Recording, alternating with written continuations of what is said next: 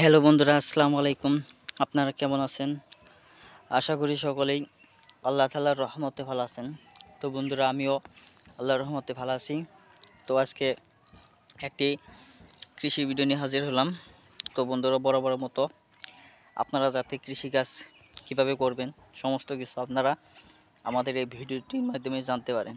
তো বন্ধুরা, এই ভিডিওটি কিন্তু বন্ধুরা আপনাকে না টেনে দেখতে হবে। যদি বন্ধুরা আপনারা এই ভিডিওটি টেনে দেখেন তাহলে কিন্তু বন্ধুরা এই ভিডিওটির মাঝে আমি যে কৃষিকাজের নিয়মাবলী বলে দেবো, সেই নিয়মাবলী কিন্তু বন্ধুরা আপনারা জানতে পারবেন না। ফলে বন্ধুরা আপনাদেরই সমস্যা হতে পারে। তার কারণ হচ্ছে বন্ধুরা, আপনারা অনেকে কৃষিকাজ করতে আগ্রহী, কিন্তু বন্ধুরা অনেকে আবার কৃষিকাজ না জানার কারণে কিন্তু তারা ভালো ফলন তাদের জমিতে দেখতে পারে না। কিংবা বন্ধুরা অনেকে কৃষিকাজ করেও কিন্তু কৃষিকাজ করার পরও দেখা যায় তাদের জমিতে ভালো ফলন হয় না। তো বন্ধুরা, আজকে আমি আপনাদের মাঝে যে ভিডিওটি নিয়ে হাজির হয়েছি সেই ভিডিওটি হচ্ছে উস্তা গাছ। তো বন্ধুরা, উস্তা গাছ উপকারিতা অনেক।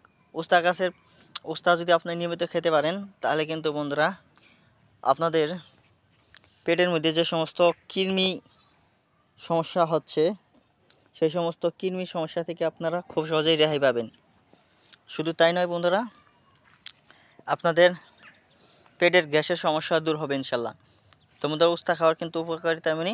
উস্তা গাছ চাষ করতে হলে বন্ধুরা অবশ্যই আপনাকে ভালোভাবে মাটিগুলো আলগা করে নিয়ে তারপর সেখানে জৈব সার দিয়ে সেখানে বন্ধুরা উস্তা গাছের চারা রোপণ করুন।